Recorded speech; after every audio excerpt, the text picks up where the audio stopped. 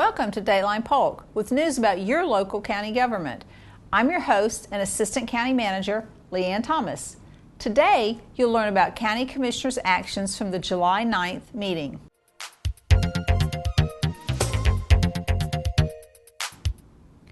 The board unanimously agreed to contribute approximately $14.6 million from the Tourist Development Tax Fund toward improvements to the Tigertown baseball complex in order to help the City of Lakeland secure a 20-year contract with the Detroit Tigers to retain their spring training.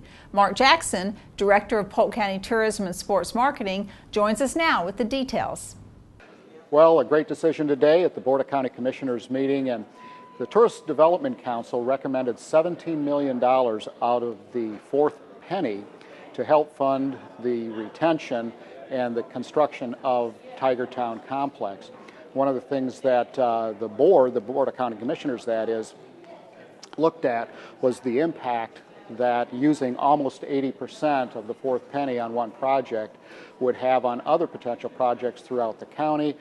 Citizen input, of course, is very important to the commissioners, and they weighed that very heavily as well.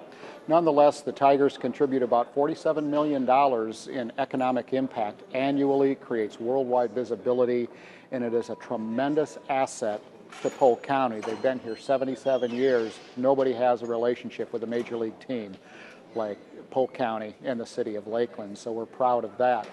But overall, the board allocated $14.56 million amortized over 20 years out of the Tourist Development Council's fourth penny, which will ultimately provide a tremendous return throughout the years. And hopefully, the Detroit Tigers will be here for another 77 years. In a public hearing, board members approved two economic development tax exemptions. The first is for a potential new business, Amazon.com. Commissioners authorized a property tax exemption of 75% for 10 years in an attempt to attract Amazon to Polk County. Amazon is looking for one or more sites in Florida to build warehouses that would employ about 1,000 people. To qualify for the exemption, they must create at least 100 new jobs paying 115% of the average annual wage in Polk County. The company's expected capital investment is $10 million. They also approved an exemption for the expansion of an existing company, SteriPack USA in Lakeland. They granted an exemption of 25% for 5 years. SteriPack will create 18 new jobs that pay 115% of the average annual wage and will have a capital investment of approximately $3.9 million. Also in a public hearing, commissioners voted to prohibit solicitation of any kind on public streets and roadways in the county. Polk County Sheriff Grady Judd initiated the ordinance as a public safety concern, but is committed to helping any organizations that may be adversely affected by the ordinance. Commissioners adopted tentative rate resolutions for current code enforcement liens, the Lazy S Municipal Service Benefit Unit, solid waste rates, and special street lighting districts. Final rates will be considered in a public hearing at 6:30 p.m. Thursday, September 12th. Board members approved an agreement with Skyline Elevators to update the 3 elevators in the Nilcumbia Administration Building for a one-time expense of approximately $304,000. Facilities Management Director David Peach has the details. The agenda item today was to have the board approve the retrofit of the 3 elevators in this building. The elevators are over 20 years old and they're breaking down quite often, so they authorized a little bit over $300,000 to rebuild them in their entirety. Commissioners approved the creation of 2 new building inspector positions to accommodate increased building permit activity. Due to the economic slowdown, the building division reduced its staff by 8 members in April 2010. In fiscal year 2011-2012, permit activity increased by 24% and activity continues to increase. The additional staff is needed in order to provide thorough inspections to our community. The board's policy related to allowance work for construction contracts was updated. The updates provide the county manager or his designee flexibility to accommodate unforeseen circumstances that may arise during projects. The revisions increase the dollar amount of allowance work the county manager may authorize to 5% of the bid amount or $250,000, whichever is less. The amount of any individual work authorization that may be approved increased from $25,000 to $50,000.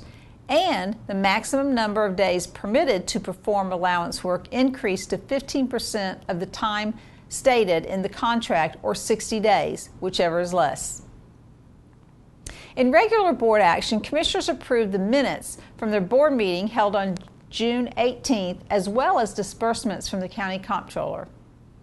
Representatives from the Central Florida Regional Planning Council presented information on the Polk Broadband Initiative. Eric Labbe, Program Manager, joins us now with more information. We gave a presentation about Broadband Polk, which was an initiative to engage the public to create a comprehensive broadband plan for Polk County. Essentially, it identifies what our assets are as far as broadband and where our gaps are. It identifies current need and also projects broadband demand out to 2020. Essentially establishes goals, strategies, and action items to pursue the development of further broadband infrastructure throughout Polk County. What it means for the residents is greater access, affordability, and availability of broadband services both at home and at work. Katie Yoxall, Executive Director of Keep Polk County Beautiful, presented a recap of the 2013 Clean It Up to Green It Up program.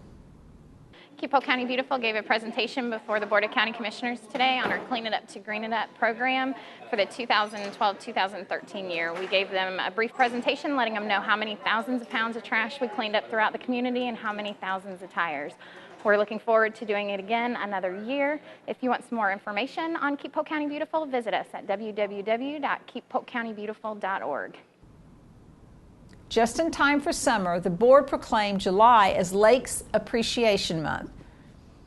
Johnna Martinez, a representative of the Lakes Education Action Drive, accepted the proclamation. The County Commission declared July as Lakes Appreciation Month today by issuing a proclamation, and our organization, the Lakes Education Action Drive, recruits volunteers to help go out and clean up our area lakes, and Lakes Appreciation Month is one of those events that we look for volunteers to clean up our area lakes of trash and litter and debris. We have hundreds of volunteers that go out to many of our county lakes. We provide the equipment, we provide gloves, bags, grabbers, nets if needed. If anyone has a boat or a kayak, if they want to go out and participate and clean up, they're welcome to do that. We just ask them to pick their favorite lake, whatever day of the month and whatever time they want to go out and clean up our area lakes, and we appreciate that. And then to appreciate our volunteers, we do provide a gift card to a local restaurant for them. Interested volunteers need to register. They can call us at 221-LEAD. Commissioners appointed Susan Brewer to a 3-year term on the Planning Commission. During the public hearings, the board approved the final assessments for 10 roadway improvement projects in order to collect delinquent payments from property owners. Commissioners approved the 2013 annual plan for the Housing Choice Voucher Program.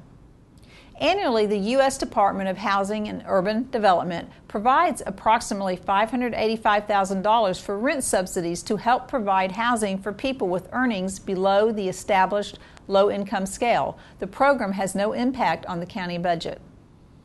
Lastly, board members updated the agreement for the Oakmont planned development in northeast Polk County. The update extends the development's payment period for Pine Tree Trail. Commissioners also approved the development name be changed to Solterra Resort Community Development District. R.J. Walters, Communications Specialist for the Transportation Planning Organization, joins us now with an update on transportation projects in Polk County. Thanks, Leanne. Did you know that the Polk Transportation Planning Organization is not just an all roads lead to asphalt kind of entity? As part of a level of investment study recently published by a consultant for the TPO, it was revealed that according to local, state, and TPO plans for the next 5 years, There are 80 scheduled bike and pedestrian projects, 28 public transit projects, 23 aviation projects, and 13 rail projects in the hopper.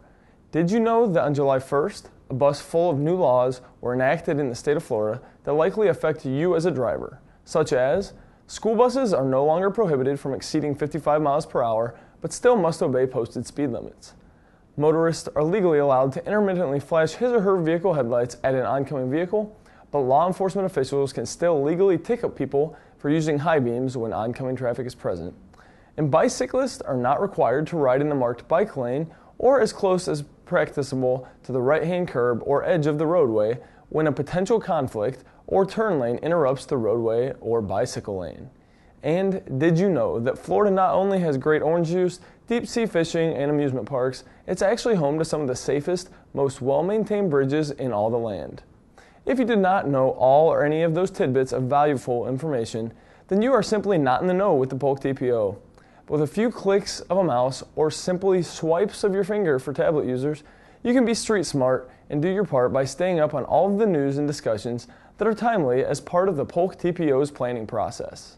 We encourage you to like the Polk TPO on Facebook or follow us on Twitter at Polk TPO. Feel free to shoot us pictures of roadways in need of repair, trails you enjoy, or questions you have regarding the transportation planning process. It is with the moving minds of the people that the TPO can better focus on moving people. And as we work on making Polk County more mobile and accessible, be on the lookout for the following construction projects over the course of the next week. Instead of jumping straight to the blacklist of roads to avoid this week in Polk County, I'll begin by telling you that Airport Road in Lakeland is now reopened to traffic following a railroad reconstruction between Old Tampa Road and New Tampa Highway. Daytime construction activities will continue as crews place sod and install new traffic signs, but weather permitting, the project should be complete later this month. Significant progress is also being made on the intersection project at State Road 60 and US 98 in Bartow, which is providing motorists with additional travel lanes. No lane closures are expected the rest of the week, but for those who would like to closely follow the project status, there are online updates available at idriveus98.com. If Tropical Storm Chantal runs out of gas, or should I say heavy air, the following roads are expected to have scheduled lane closures for construction work this week and into next week. East Main Street from US 98 to west of Lake Bonnie Drive, where the City of Lakeland continues its beautification project, which includes traffic calming via a concrete median that will reduce travel lanes from 4 to 2. The 2 inside lanes on East Main Street are permanently closed for construction of the concrete median. The project is estimated for completion by late summer or early fall 2013. In Fort Meade, traffic will be reduced to 1 lane on US 98 from Ridge Road to Mount Zion Church Road for the foreseeable future. State Road 37 at the Mulberry Bridge, south of State Road 60 over the Alafire River, the contractor has closed 4th Street at State Road 37 to install drainage pipe. Traffic is currently detoured to Southwest 2nd Avenue or 3rd Avenue off of SR 60. Crews are widening the existing 2-lane roadway to a 4-lane roadway separated with a median from Green Street north to Southwest 4th Street. On US 27 from the Highlands County line to north of US 98, daytime lane closures are imminent as crews resurface the roadway and add additional signals at intersections. On US 27 from Ritchie Road to south of Berry Road, as a 4-lane divided highway is expanded to a 6-lane divided highway. State Road 60 at Bailey's Road, State Road 60 in Lake Wales from State Road 17 to County Road 17B, State Road 33 from Jenkins Nissan Car Dealership to north of the intersection at Decent Point Boulevard and Cumbie Road, State Road 33 south of I-4 at Bridgewater Center Lane, State Road 33 north of Glenwood Drive, and a project that is getting hammered out both day and night is in Frostproof on the Scenic Highway from F Street to I Street. Looking strictly at the projects that could require detours and rerouting when night hits pitch black, there are expected intermittent lane closures on US 98 from County Road 540A to Winter Lake Road, US 92 from East Gary Road to North East Side Drive in Lakeland, and on Central Avenue in Winter Haven. With information and updates on the plan that moves Polk, I'm RJ Walters.